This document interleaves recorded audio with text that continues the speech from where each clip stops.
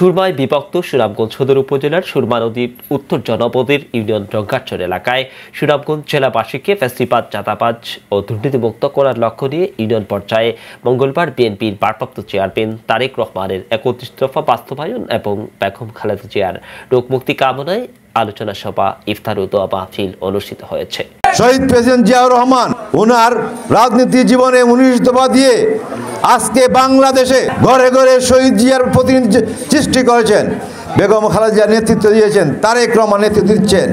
এই দলকে ধ্বংস করা যাবে না, যা ধ্বংস করবে তাদেরকে আমরা ছাড় দেব না।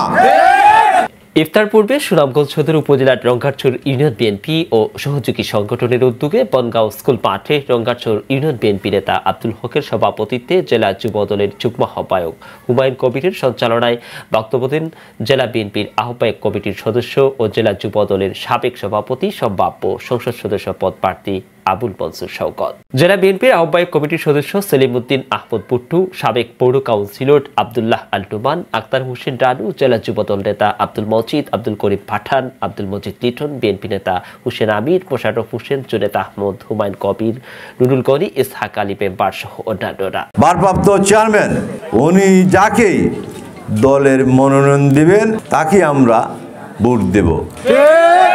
মনোনয়ন চাওয়ার প্রত্যাশা অনেক থাকতে পারে, এটা স্বাভাবিক, নেতৃত্বের প্রতিযোগিতা থাকতে পারে, কিন্তু প্রতিহিংসা নয়।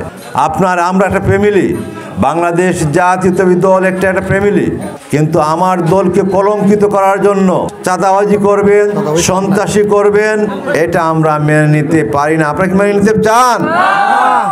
তাহলে আজকে আমাদেরকে জনগণের পাশে থাকতে হবে, জনগণের পাশে থেকে সুন্দর আচরণ করে জনগণের মন জয় করতে হবে।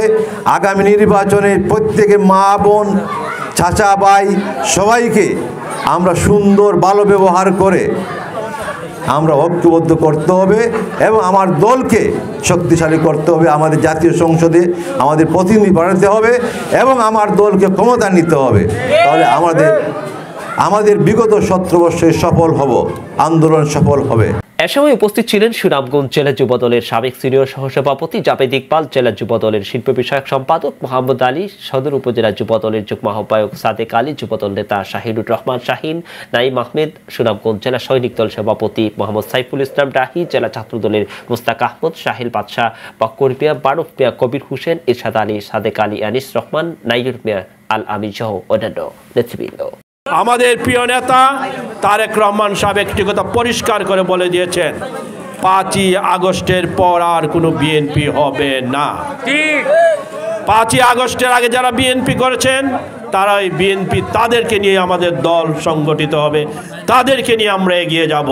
সেই সকল নেতা কর্মীদেরকে মূল্যায়ন করার উদ্দেশ্যে আমরা আজকে মাঠে নেমেছি।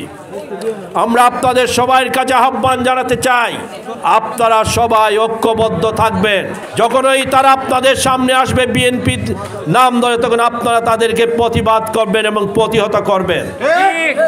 তাদেরকে বলে দিবেন, তোমরা মুনাফিক, তোমরা আওয়ামী লীগের নেতৃবৃন্দের সাথে থেকে বিভিন্ন সময় আমাদের নেতা কর্মীদেরকে তোমরা গোপনে নির্যাতন করেছ, তোমাদেরকে আমরা বিএনপি হিসাবে স্বীকার করি না। তাহলে আপনারা আমাদের বিএনপি অত্যন্ত পরিচ্ছন্ন বিএনপি হবে।